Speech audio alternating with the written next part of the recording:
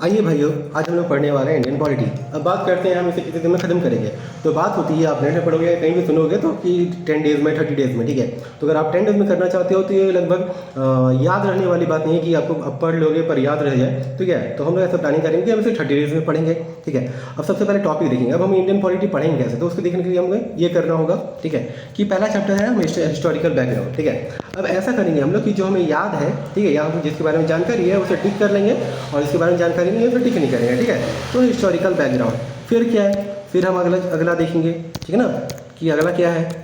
अगला है हमारा मेकिंग ऑफ द कॉन्स्टिट्यूशन। तो कॉन्स्टिट्यूशन के बारे में की जानकारी कैसे कैसे बनाया गया था ये हम लोग को पता है। फिर साइलेंट फीचर्स, साइलेंट फीचर्स का मतलब क्या होता है, ठीक है। अगर नहीं जानते तो हम आगे बढ़ जाएंगे और नहीं तो फिर टिक करेंगे। जैसे फिर 4 नंबर है हमारा प्रीएम्बल, तो हमने प्रीएम्बल के बारे में जानकारी है, हम आगे बढ़ेंगे।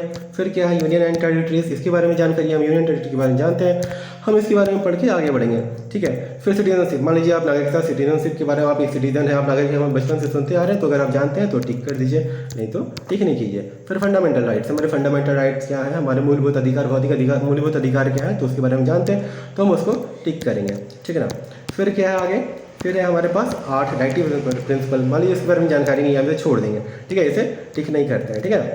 उसके बाद फिर क्या है हमारे पास फंडामेंटल ड्यूटीज़, मान लीजिए इसके बारे में जानकारी है, टिक कर लेंगे, नहीं जानकारी है तो टिक नहीं करेंगे। फिर क्या है अमेंडमेंट ऑफ, फिर क्या है अमेंडमेंट ऑफ कॉन्स्टिट्यूशन। अमेंडमेंट मतलब होता है बदलाव, ठीक है। तो अगर आपको इसके बारे में जानकारी है तो आप पढ़ लीजिए, नहीं तो छोड़ दीजिए, ठीक है। तो इसे जैसे मैं जानता हूँ तो अमेंडमेंट के मतलब होता है बदलाव, किस चीज़ में सुधार लाना, कॉन्स्टिट्यूशन बदलाव लाना, ठीक है, तो ये होता है, तो हम उसे देखेंगे, ठीक है।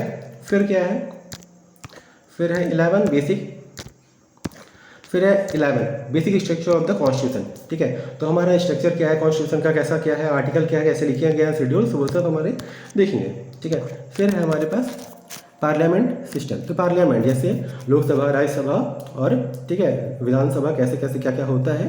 जैसे हमारे शहर में मान लीजिए छोटे से शहर है तो उसमें लोकसभा, विधानसभा होता है, फिर लोकसभा देखेंगे, फिर राज्यसभा, ठीक है ना। तो पार्लियामेंट के बारे में यही सब चीज़ें। फिर फेडरल सिस्टम, मान लीजिए जानकारी है तो ठीक है टिक करते हैं, नहीं जानकारी छोड़ देते हैं, ठीक। फिर सेंटर स्टेट रिलेशन है, तो फिर सेंटर स्टेट रिलेशन जानते हैं, सेंटर केंद्र का सरकार है, स्टेट हमारी राज्य सरकार है, उसके बारे में जानते हैं, टिक कर देते हैं, ठीक है। फिर क्या है इंटर स्टेट रिलेशन, तो इंटर स्टेट के बीच में क्या रिलेशन है तो उसको टिक करते हैं। फिर क्या है इमरजेंसी प्रोविजंस, इमरजेंसी प्रोविजन के बारे में, हाँ ये इमरजेंसी प्रोविजन अगर जानकारी है तो ठीक है, नहीं टिक करेंगे अगर नहीं है तो, ठीक है ना। फिर क्या है हमारे central government, part 3 central government क्या है प्रेसिडेंट, हमारे प्रेसिडेंट राष्ट्रपति के बारे में जानकारी होती है, तो थोड़ा बहुत आइडिया होगा हम लोग तो इंटरेस्ट आएगा, ठीक है, इसके बारे में पढ़ेंगे तो इंटरेस्ट आएगा।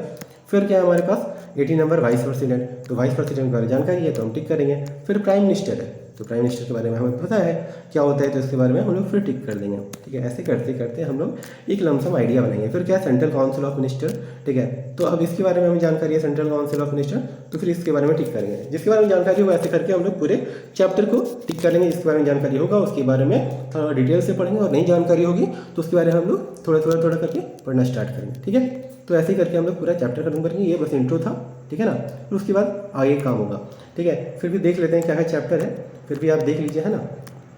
कैबिनेट कमेटी, फिर क्या है पार्लियामेंट है, फिर क्या है पार्लियामेंट में जानते हैं, पार्लियामेंट्री कमेटी के बारे में जानकारी है, पार्लियामेंट्री फोरम क्या है, पार्लियामेंट्री ग्रुप्स क्या है, ठीक है। तो ये सब हम लोग तो हम सरसरी निगाह से ऐसे देखते जाएंगे। जैसे